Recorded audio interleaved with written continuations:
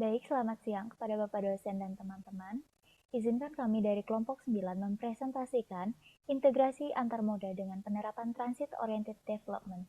Studi kasus kawasan Kota Lama Semarang. Saya, Igusti Sayu Putu Windasurini dengan Imahir 010 dan teman saya Ayu Putu Sari Menuh Mahotama Pinate dengan Imahir 155.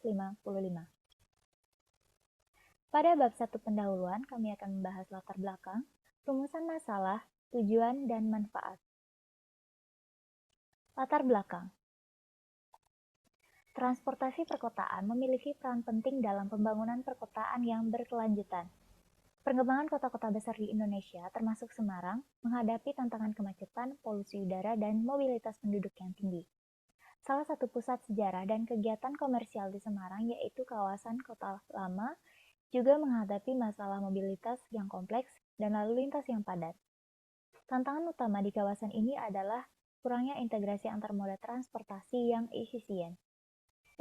Integrasi antar moda transportasi penting untuk meningkatkan keterjangkauan, efisiensi, dan kenyamanan perjalanan penduduk dan pengunjung. Pendekatan Transit Oriented Development atau TOD dapat diterapkan untuk meningkatkan integrasi antar moda transportasi dengan mengembangkan kawasan di sekitar stasiun transit atau pusat transportasi utama.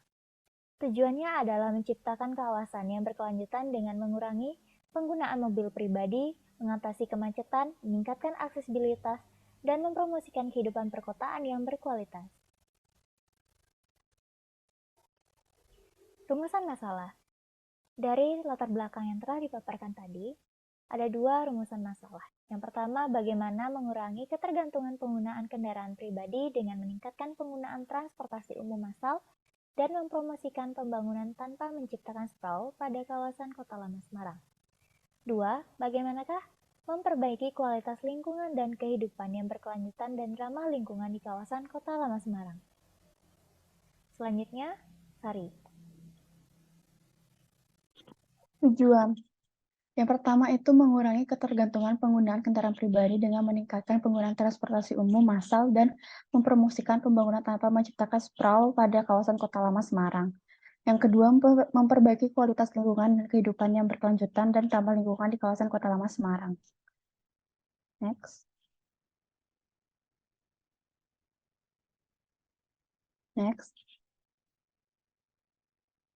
Manfaat. Berdasarkan uraian permasalahan di atas, maka manfaat yang diharapkan dari penulisan karya tulis ini adalah untuk meningkatkan pemahaman mendorong perubahan kebijakan, merancang sistem transportasi yang berkelanjutan, meningkatkan kualitas hidup masyarakat di kawasan Kota Lama Semarang.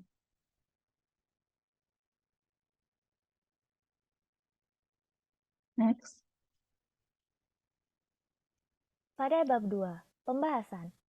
Kami membahas uraian, analisis pedestrian, matriks TOD, dan analisis aksesibilitas.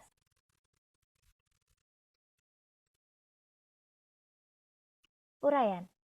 Pada dasarnya, konsep TOD bertujuan untuk memberi alternatif dan pemecahan bagi permasalahan pertumbuhan metropolitan yang cenderung pada pola auto-oriented development.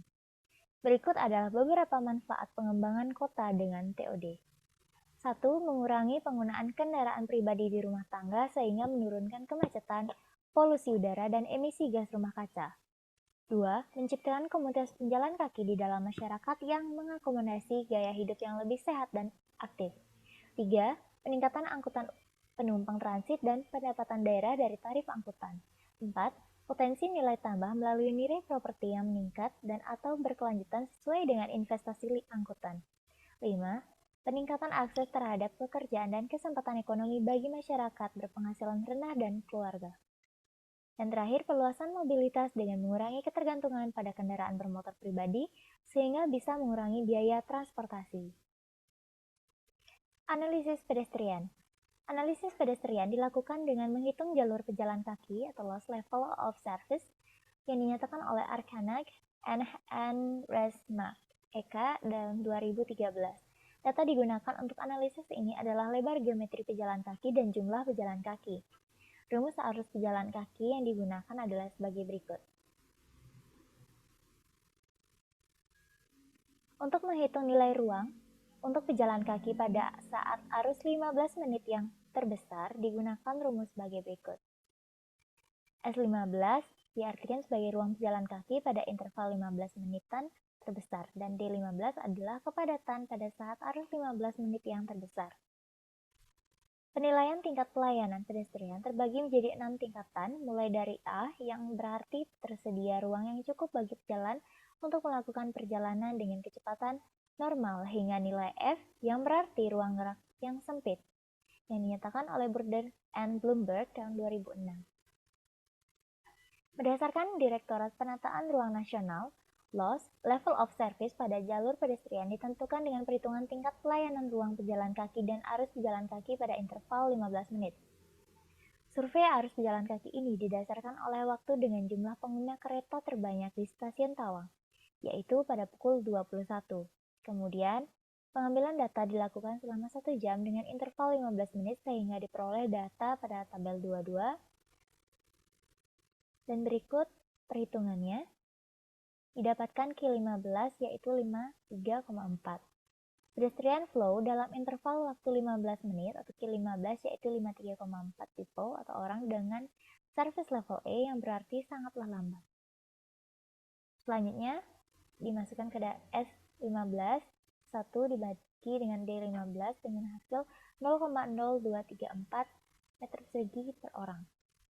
Ruang pejalan kaki terbesar pada interval 15 menit atau S15 adalah 0,0234 meter persegi per orang dengan klasifikasi F yang berarti ruang gerak sangat sempit sehingga pejalan kaki harus turun ke badan jalan yang menyediakan kendaraan atau dalam kondisi tertentu pejalan kaki tidak dapat bergerak sama sekali. Berikut merupakan tabel 2.2. Selanjutnya, Sari. Matriks TOD. Konsep TOD merupakan pengaturan secara spasial berupa pengalokasian pusat aktivitas di sekitar area transit atau infrastruktur transit seperti stasiun atau terminal. Analisis yang digunakan dalam konsep TOD yaitu Multi-Criteria Evaluation atau MSE dengan alat penilaian berupa TOD standar dari ITDP, variabel dalam TOD standar berupa Walk, Cycle, Connect, Transit Mix, Densify, Compact, dan Shift. Walk yang pertama, walk, yaitu dalam penerapan TOD merujuk pada kemampuan kenyamanan berjalan kaki sebagai salah satu mode transportasi utama yang digunakan dalam sistem transportasi yang terintegrasi. Yang kedua ada cycle, yaitu dalam penerapan TOD merujuk kepada pengguna sepeda sebagai salah satu mode transportasi yang dianjurkan dan diprioritaskan. Yang ketiga ada connect, yaitu dalam penerapan TOD merujuk pada upaya untuk menghubungkan berbagai mode transportasi yang ada dalam suatu kawasan atau wilayah, sehingga terbentuk sistem transportasi yang terintegrasi dan saling mendukung. Yang keempat ada transit, yaitu dalam penerapan TOD merujuk kepada sistem transportasi publik yang terintegrasi dan memberikan layanan perjalanan yang efisien antara berbagai moda transportasi seperti kereta api, bus, dan tram, dan lainnya. Yang kelima ada mix, yaitu dalam penerapan TOD merujuk pada kombinasi atau perpaduan berbagai moda transportasi dan terintegrasi dengan baik untuk menciptakan sistem transportasi yang efisien dan berkelanjutan. Next.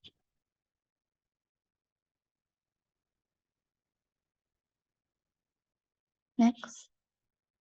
Yang keenam ada divisi, yaitu mengacu pada peningkatan kepadatan permukiman dan kegiatan di sekitar stasiun transit atau titik pusat transportasi.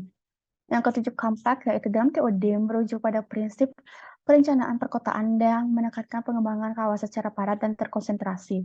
Yang ke-8 ada shift, yaitu dalam TOD merujuk pada pergeseran atau perubahan preferensi dan kebiasaan transportasi masyarakat dari menggunakan kendaraan pribadi ke moda transportasi publik, terutama dalam rangka mendukung penerapan konsep TOD. Penilaian TOD dilakukan dalam radius 900 meter dari stasiun Semarang Tawang, berdasarkan hasil observasi lapangan dengan dibantu indikator yang ada pada masing-masing variabel TOD matriks, didapat bahwa TOD stasiun pada kawasan Kota Lama Semarang ada 56. Nilai tersebut termasuk dalam klasifikasi bronze, di mana artinya kawasan tersebut termasuk ke dalam penilaian cukup memuaskan dalam memenuhi pembangunan ekonomi perkotaan berbasis transit. Seperti ini gambar dari peta jangkauan TOD 500 meter. Next. Ada analisis aksesibilitas. Aksesibilitas adalah tingkat kenyamanan yang dicapai oleh orang-orang yang dalam hal ini yaitu stasiun Semarang Tawang. Stasiun Semarang Tawang terletak di Jalan Tawang, Kelurahan Tanjung Mas, Kecamatan Semarang Utara.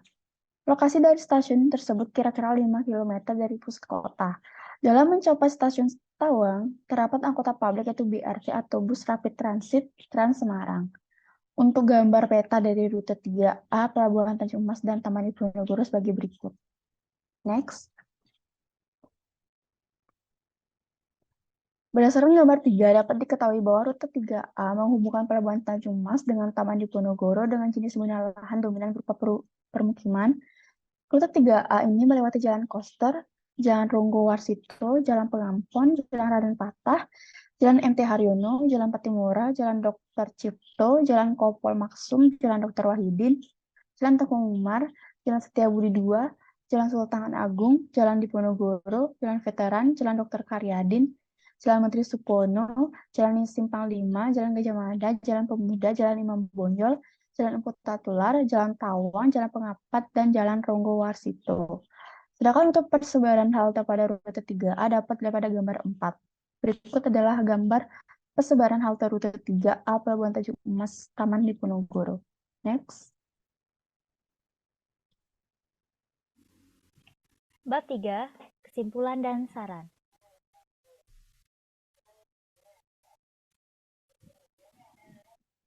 Untuk kesimpulan, hasil penilaian tersebut dapat menjadi rekomendasi pengembangan di mana dengan didukung oleh jalur pedestrian dan aksesibilitas, pengembangan di daerah Kota Lama Semarang, khususnya Stasiun Semarang Tawang, dapat dilakukan dengan adanya penambahan jalur pedestrian, jalur sepeda, halte sebagai tempat peralihan moda, tempat parkir untuk taksi, dan adanya parkir sepeda di dalam dan di luar Stasiun Semarang Tawang.